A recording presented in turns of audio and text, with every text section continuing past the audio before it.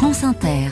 Il est 5h12, le journal des Outre-mer. Bonjour José-Manuel Lamarque. Bonjour Mathilde Munoz. Première étape, la Nouvelle-Calédonie. C'est le territoire français le plus dangereux en matière de sécurité routière. C'est le triste titre que détient la Nouvelle-Calédonie, Mathilde, et selon les chiffres de la DITT, la Direction des infrastructures, de la topographie et des transports terrestres de l'archipel, un total de 70 personnes sont décédées sur les routes de Nouvelle-Calédonie en 2022, soit 20 de plus qu'en 2021, du jamais vu depuis 10 ans pour ce territoire qui compte 270 000 habitants.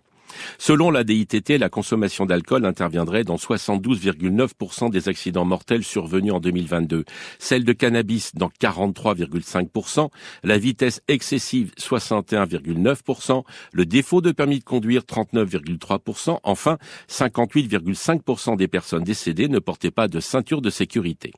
Un tel bilan est dû par l'absence de mise en place d'une politique publique efficace. Les routes sont limitées à 110 km/h et le contrôle technique n'est obligatoire que pour la vente des véhicules de plus de 4 ans, contre tous les 2 ans en métropole pour l'ensemble des véhicules. Après un bilan aussi lourd, le Conseil local de sécurité routière a annoncé fin décembre l'achat de radars fixes et le lancement d'une campagne de sensibilisation en 2023. À Mayotte, dans l'océan Indien, les éleveurs sont inquiets car la fièvre afteuse est présente dans l'archipel voisine des Comores depuis plusieurs mois. Non transmissible à l'homme, elle pourrait faire de gros dégâts dans les élevages de Mayotte. C'est pourquoi la préfecture a demandé de la vigilance aux professionnels concernés, lesquels professionnels souhaiteraient pour leur part une action un peu plus énergique des services de l'État face à la question de troupeaux officiels et officieux. Saïd Hachim de Mayotte la Première. La fièvre afteuse menace les éleveurs mahorais, l'inquiétude est grande. Les éleveurs craignent une contamination par animaux rentrés illégalement à Mayotte. La fièvre afteuse à Mayotte aurait de lourdes conséquences, en commençant par la suspension des ventes de produits laitiers et viandes fraîches locales. Pour le moment, les éleveurs de Mayotte restent suspendus à la décision de la direction de l'alimentation, de l'agriculture et des forêts. En Polynésie française, l'heure est à la protection du pouvoir d'achat des consommateurs. C'est l'objectif du gouvernement local avec la mise en place du panier bloqué, soit un certain nombre de produits affichant des tarifs les plus stables possibles.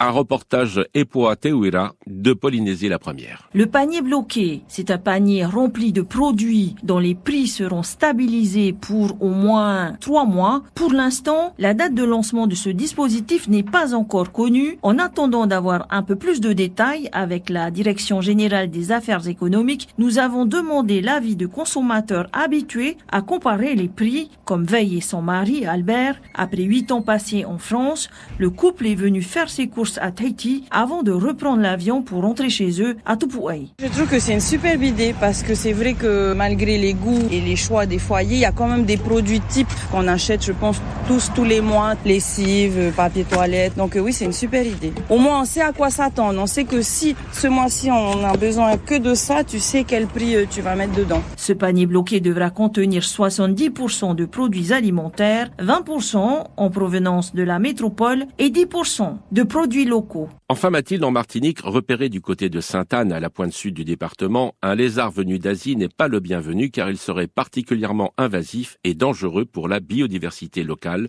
comme l'explique le coordinateur de la brigade de lutte contre les espèces envahissantes, Marcel Bourgade, au micro de Pierre-Yves Honoré de Martinique la Première. C'est un problème mondial qui modifie les conditions d'existence même du vivant et de changement climatique. C'est-à-dire que plus il y a des espèces exotiques dans une zone où ils ne devraient pas être, plus les espèces endémiques sont réduites et disparaissent. On a ciblé donc, on a la mangouste, on a les iguanas, on a les tortues de Floride. Tout ça a des conséquences sur notre biodiversité. Par exemple, la tortue de Floride, elle détruit la flore et la faune de nos rivières endémiques. Voilà Mathilde Munoz, c'était le journal des Outre-mer. Je vous retrouve demain pour les chroniques littorales. Bonne journée. À demain, José-Manuel Lamarque.